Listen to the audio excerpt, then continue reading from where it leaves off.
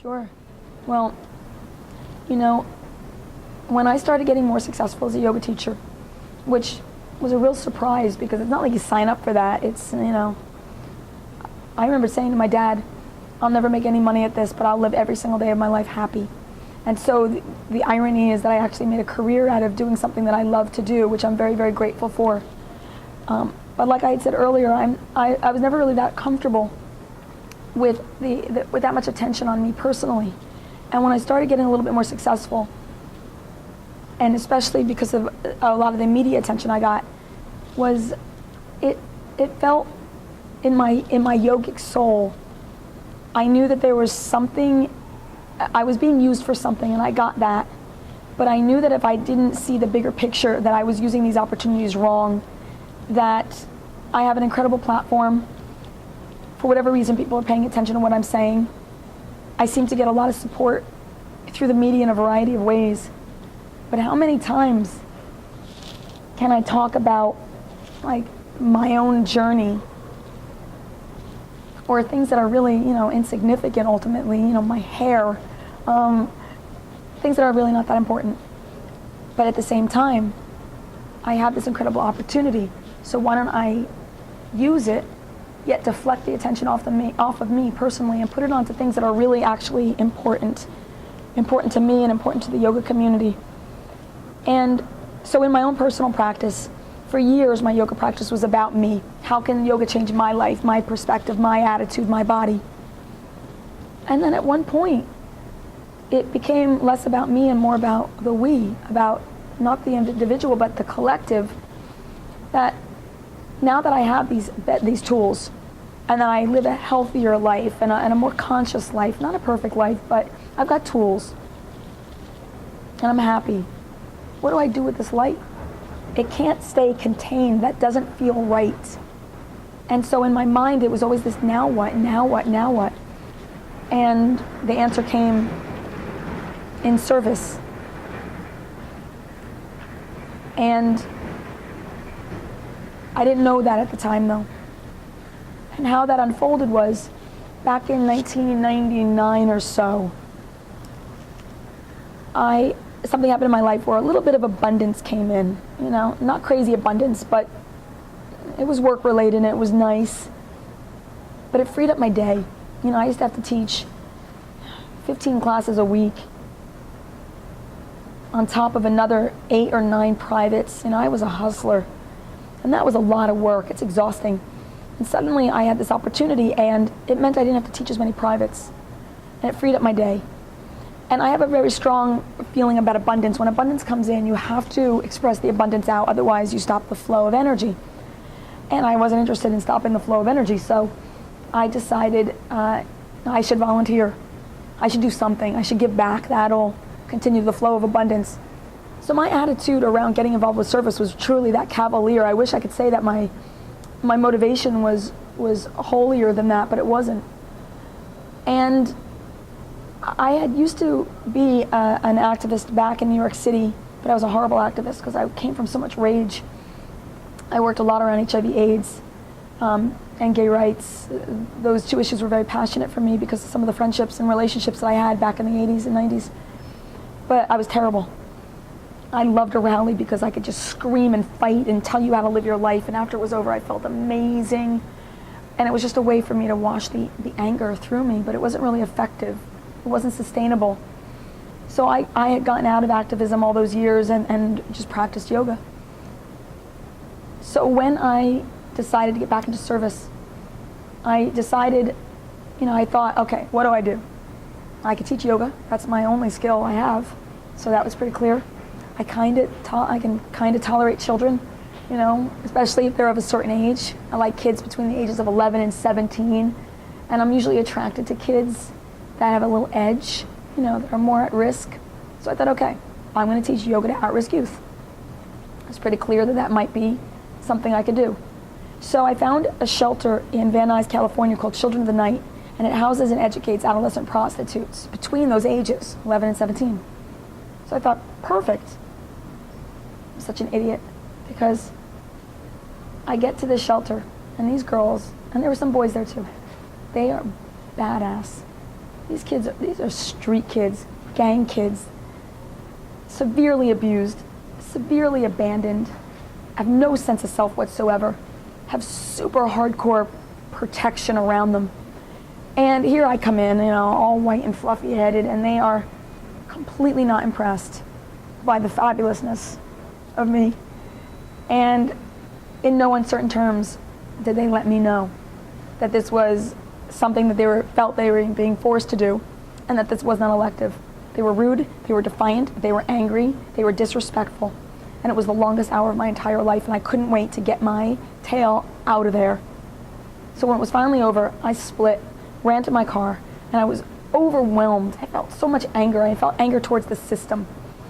I felt a real discouragement. I knew that these kids were going to end up back on the streets, that they were going to pop out a bunch of other little cracked out, mini whores that were going to continue the cycle of dysfunction and abuse over and over and over again. And all this judgment is coming up and out of me, and I just finally burst out crying. And at first I was crying because of how bad I felt for them. And then, one of the many miracles happened where my tears turned into something very different, because I realized that what I had actually just experienced in those children was my disowned self. That I'm defiant, I'm angry, I'm enraged, I have issues with authority.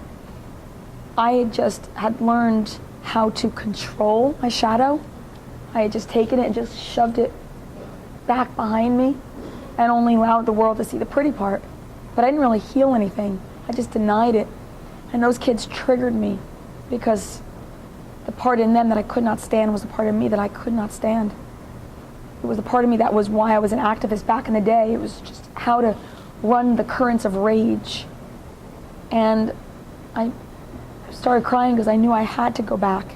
And my going back wasn't just for them, that I had to go back and meet me and reclaim that part of my own spirit and share with those kids truth and authenticity and be willing to be really vulnerable, and then try to teach them yoga from that place. And so that's exactly what happened. I went in and I shared my story with them, and instead of trying to teach them, I just played and related and touched and breathed. And in the creation of that relationship, a lot of trust and safety was developed, and it was instrumental in helping to inform what I believe today is that there is no separation between the light and the dark. And to understand truly what love is, you have to also understand and explore the opposite, what love is not. And that's part of the human experience and the human challenge. And if you can transcend your fear and your anger and your rage and your disconnect, you can use that knowledge to develop the empathy necessary to be able to actually create peace. We all have it in us, but most of us deny it. And as a result, we drink, we smoke, and we act out inappropriately in terms of our sexual energy, and we anesthetize ourselves in so many ways so that we don't have to feel, I need to see you.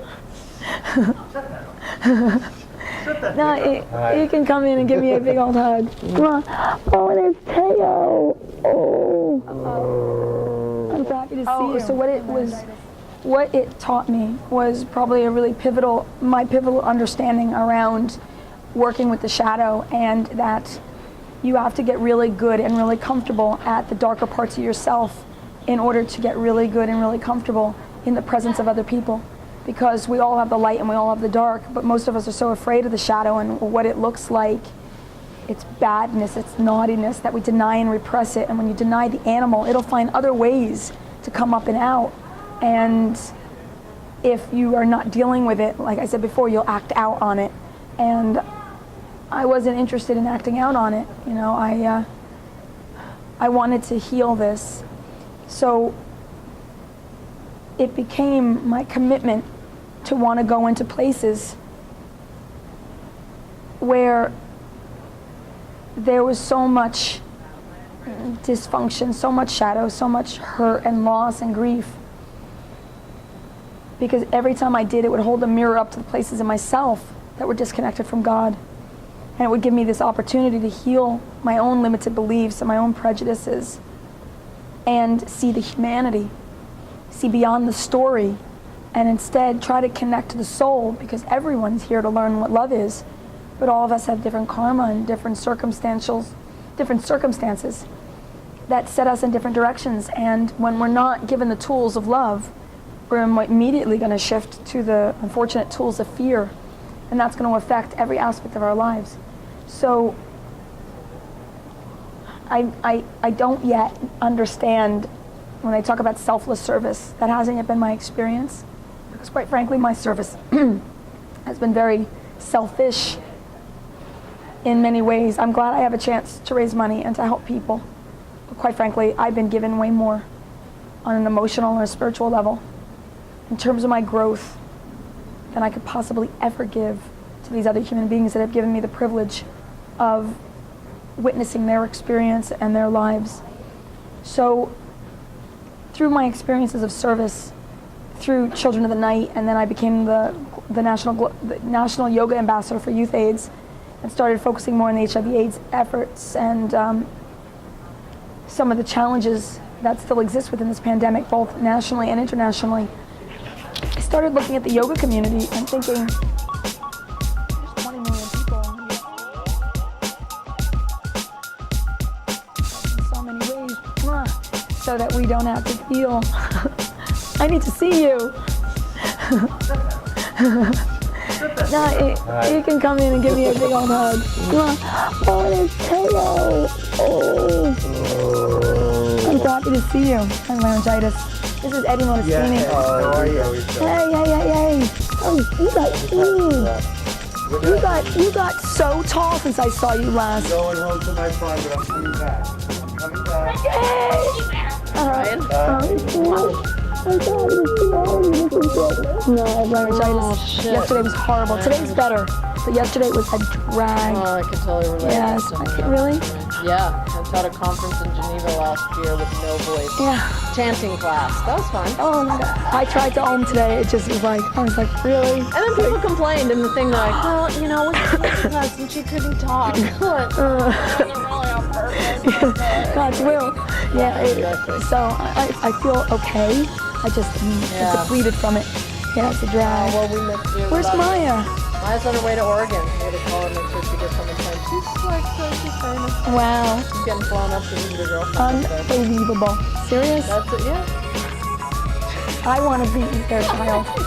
I do. I want to be Maya. I want to be Teo. Oh, I want to be you because you are so cute. I cannot stand it. You'll be 10 on Monday. I'm just waiting. 21, you're all mine. You're all mine. I'll get Clyde. Hey, you go, oh yeah. Oh, you don't want Clyde right now, he's annoying. Yeah, if my throat holds out on me, I'm going. Only time I can see Yes, you'll go.